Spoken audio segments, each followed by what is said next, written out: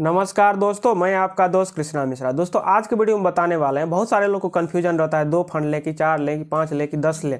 अगर आपके पास भी ये कन्फ्यूजन है तो आपको ये कन्फ्यूजन दूर होने वाला है। इससे पहले अगर चैनल पहली बार आए तो चैनल को लाइक सब्सक्राइब कर दीजिए और बेल नोटिफिकेशन ऑन कर लीजिए, ताकि जब भी वीडियो अपलोड हो तो आपको इन्फॉर्मेशन मिलती रहे।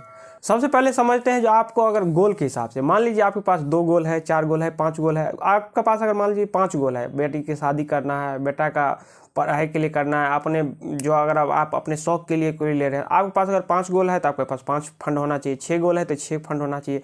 मिनिमम आपको कम से कम 5 फंड मेरे हिसाब से रखना चाहिए। मान लीजिए कि बहुत सारे लोग ऐसे गलती करते हैं, क्या करते हैं, जैसे मान लीजिए क्वांट का ही फंड है तो क्वांट का फंड अगर अच्छा चल रहा है तो वो सारा फंड क्वांट का ही ले लेंगे। क्वांट का स्मॉल कैप ले लेंगे, क्वांट का मिड कैप ले लेंगे, क्वांट का लार्ज कैप ले लेंगे, क्वांट का ELS ले लेंगे।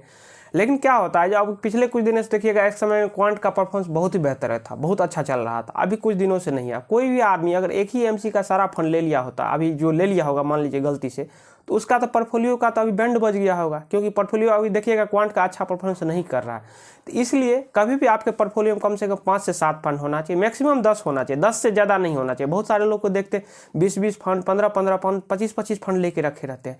ज़्यादा फंड रहेगा तो उससे क्या होगा, आपको कन्फ्यूजन पैदा होगा, आप सही से उसको ट्रैक नहीं कर पाएंगे, कौन सा फंड क्या परफॉर्मेंस कर रहा है, नहीं कर रहा है। कभी बाई चांस अगर भूल गए, ज़्यादा फंड रहेगा तो आपको पता नहीं चल पाएगा। कम फंड रहेगा तो आपको ट्रैक करने में ईजी होगा। तो मिनिमम आपको 5 से 7 रखना चाहिए, मैक्सिमम आप 10 तक रख सकते हैं, लेकिन उससे ज़्यादा आपको नहीं रखना चाहिए। क्योंकि अगर देखिए अभी पिछले 1 साल से देखिएगा तो लगभग आपका मोतीलाल का अच्छा परफॉर्मेंस कर रहा है। अगर मोतीलाल का कोई अगर फंड, सारा फंड ले ले, स्मॉल कैप भी ले ले, मिड कैप भी ले ले, मैक्रो कैप भी सारा ले ले, अगर कुछ दिनों के बाद, क्योंकि सबका एक समय होता है, एक समय में एक्सिस भी फंड भी, म्यूचुअल फंड का जो था वो अच्छा परफॉर्मेंस कर रहा है, अभी मोतीलाल का कर रहा है, क्योंकि सबका एक समय होता है। एक टाइम में देखिएगा तो क्वांट अच्छा कर रहा था, अभी देखिए मोतीलाल कर रहा है। तो अगर उस हिसाब से अगर बार बार आप फंड चेंज करेंगे तो वो तो दिक्कत होगा। इसलिए आपको 5 से 7 फंड कम से कम रखना चाहिए। मान लीजिए कोई फंड आपका नहीं परफॉर्मेंस कर रहा, मान लीजिए आप 5 फंड लिए हैं, एक इसमें क्वांट भी है और बाकी का फंड है, अगर क्वांट परफॉर्मेंस नहीं भी करेगा, बाकी के तो 4 फंड आपके अच्छा करेंगे, तो आपका एवरेज होकर 18 से 20% स्मॉल और मिड में मिल जाएगा। तो आपको क्या दिक्कत है, क्योंकि अगर मान लीजिए अगर एक ही फंड में आप सारा पैसा डाल देंगे, बहुत सारे लोग गलती ये भी करते हैं, जो मान लीजिए कोई क्वांट का स्मॉल कैप ही है तो सारा का सारा पैसा उसी में डाल देते हैं। जब वो गिरता है तो लोग फिर अफसोस करने लगते हैं, हमने सारा पैसा क्यों डाल दिया। कि बहुत सारे लोग ऐसे गलती करते हैं कि पूरा पैसा एक ही फंड में डालते हैं। तो ये गलती आपको कभी नहीं करना है, कभी भी पूरा पैसा एक फंड में नहीं डालना है।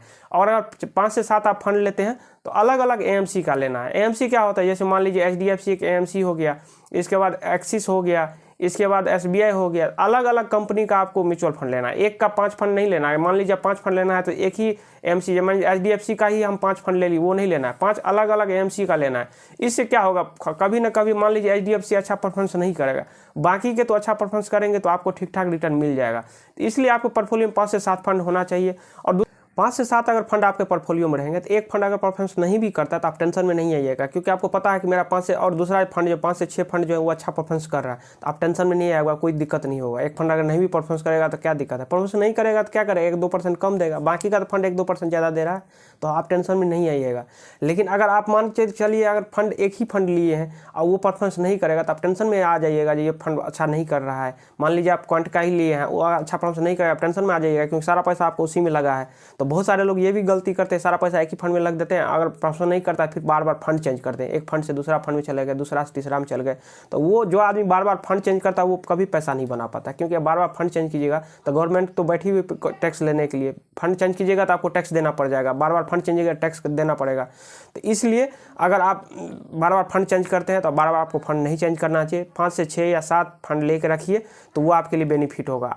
आप इसमें टैक्स का बेनिफिट ले सकते हैं। मान लीजिए अभी 1,25,000 तक टैक्स छूट है, तो आपके पोर्टफोलियो में अच्छा खासा रिटर्न बन गया, तो आपके पास 5 से 7 फंड रहेंगे, तो आप क्या कीजिएगा, जो पैसा का 1 साल से ज़्यादा हो गया, क्योंकि आपको एग्जिट लोड भी देखना है, अगर 1 साल से पहले निकालेंगे तो आपको एग्जिट लोड भी लगेगा।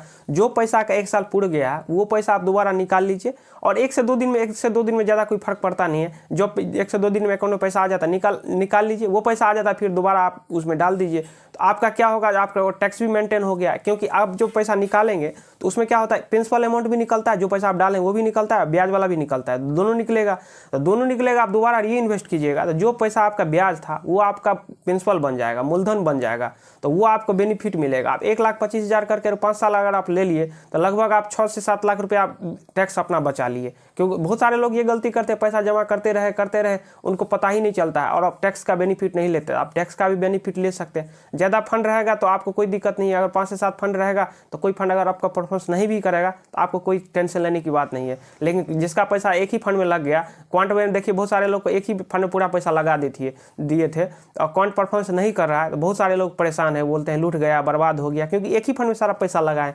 लोग जो अलग अलग फंड में लगाए हैं तो उनके लिए वो काफ़ी बेहतर है। मैं अगर पर्सनल बात करूं तो मेरे पोर्टफोलियो में 7 से 9 फंड है, तो आप भी अपना गोल के हिसाब से रख सकते हो। मेरा गोल थोड़ा ज़्यादा है इसलिए मैं ज़्यादा फंड रखा हूँ, लेकिन 10 के अंदर ही रहना चाहिए। 10 से ज़्यादा थोड़ा ट्रैकिंग सब में करने में थोड़ा दिक्कत हो जाता है।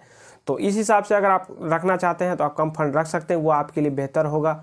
तो उम्मीद करते हैं वीडियो पसंद आया होगा। वीडियो पसंद आया तो चैनल को लाइक और सब्सक्राइब जरूर कर दीजिए। तो चलिए किसी नेक्स्ट वीडियो में मिलते हैं, तब तक के लिए जय हिंद, वंदे मातरम।